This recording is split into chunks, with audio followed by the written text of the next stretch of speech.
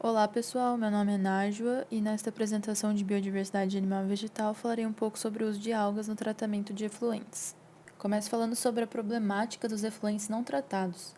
A grande maioria dos resíduos, principalmente industriais, dos esgotos e da ação antrópica, traz consequências majoritariamente para o meio aquático, onde são descartados. Consequentemente, resulta em uma alta taxa de mortalidade dos organismos presentes naquele meio, aumenta a toxicidade devido a algumas substâncias residuais, o que também acaba influenciando no fenômeno da bioacumulação. E também acelera o processo de eutrofização, que ocorre naturalmente, porém, com a ação antrópica acaba sendo um problema muito maior.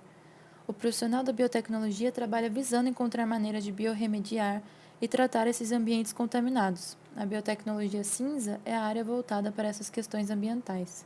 No caso dos efluentes sem tratamento, uma solução, uma resposta para esse problema podem ser as algas. Por quê? Qual o motivo das algas serem uma boa solução? Elas servem como bons bioadsorventes, que seriam um composto sólido que retém em sua superfície substâncias insolúveis, tanto no meio líquido ou gasoso. A alga, ela é um recurso renovável, ela é de alta quantidade na natureza e de baixo custo. Inclusive, em algumas cidades, as algas levadas pela maré até a areia são incineradas por causa do odor e por ser um fator que prejudica o turismo da praia. Com certeza, existem várias formas de se utilizar as algas no tratamento de efluentes, mas nessa apresentação irei focar em efluentes contendo corantes industriais, contendo metais pesados e contendo nutrientes em excesso de resíduos agrícolas. Para explicar melhor o processo de bioabsorção da alga, é importante entender a composição de sua parede celular. Dentro desses três grupos de algas mostrados na tabela, começo pelas feofícias, as algas marrons. Elas apresentam alta taxa de bioabsorção porque, além da celulose, ela possui o alginato e o fucoidano na constituição de sua parede celular. E esses compostos são formados por ácidos carboxílicos e ácidos sulfônicos, que são um dos principais grupos que ativam o processo de bioabsorção. Nas rodopícias, as algas vermelhas, existem os sulfatados que também estimulam o processo, e nas clorofícias, as algas verdes, temos as glicoproteínas como sítios ativos na absorção. Claro que cada grupo de algas vai ser mais eficiente dependendo do que queremos absorver, dependendo da afinidade entre a composição da parede celular da alga e da substância-alvo. Então, como que pode ocorrer o processo da absorção? Na maioria das vezes, ocorre de forma física, quando as forças intermoleculares entre as moléculas do composto que queremos absorver e das moléculas da superfície do absorvente são maiores que as forças entre as moléculas do próprio absorvido. Também pode ocorrer de forma química, envolvendo alterações nas substâncias. Bom, começando pelo tratamento de efluentes contendo corantes industriais, foram feitos vários estudos e experimentos com algas para esse tratamento que foram muito eficazes, e eu vou falar um pouco sobre como fizeram um dos testes de bioadsorção. Foram coletadas algas depositadas na areia da praia pela maré, lavadas e trituradas.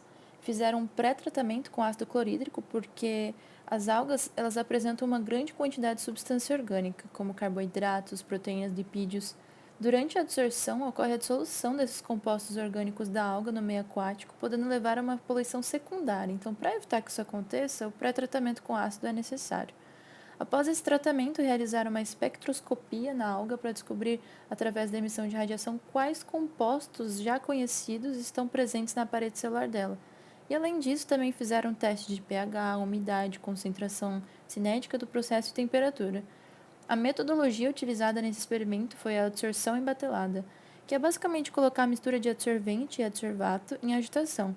E após esse processo, realiza-se a centrifugação da amostra e o sobrenadante é utilizado para medir a concentração residual através da espectrometria.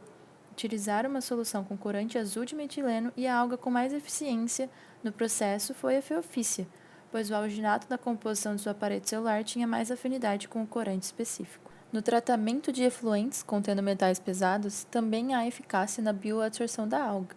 Explicando um pouco como foi feita a experimentação, na imagem podemos ver que o efluente, que está representado pelo número 1, é bombeado para a coluna no número 5, e essa coluna está preenchida com a alga preparada, que é o nosso adsorvente.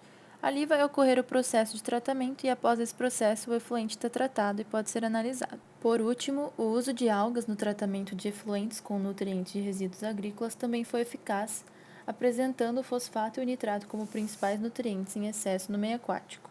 Esses nutrientes são essenciais na fotossíntese e no crescimento da alga, mais especificamente da alga filamentosa de água doce Cladófora, que com eficácia reduziu os níveis de concentração do fósforo e nitrato, o que ajuda a controlar a eutrofização dos ambientes aquáticos. Nesses gráficos, a gente pode visualizar o efeito das soluções com alga e sem alga.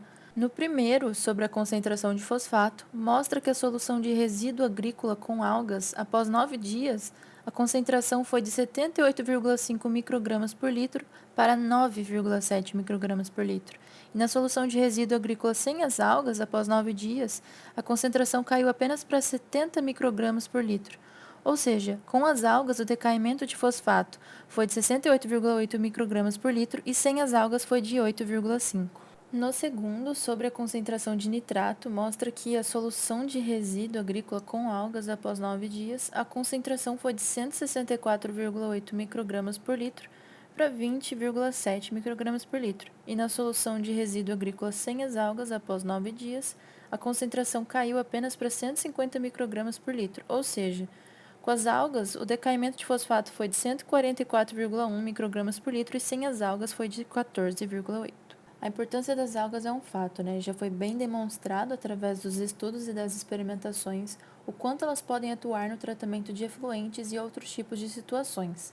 Para terminar este seminário, eu trouxe a empresa Alg Biotecnologia, localizada no estado de São Paulo, que desenvolve soluções tecnológicas baseadas no cultivo de microalgas para o tratamento de efluentes agroindustriais, produção de ingredientes e aditivos para nutrição animal, produção de suplementos alimentares humanos e produção de biocombustíveis. Acredito que se algum profissional da biotecnologia tiver interesse nessas produções, é uma empresa com aplicabilidade comercial e rápida migração de escala laboratorial para industrial.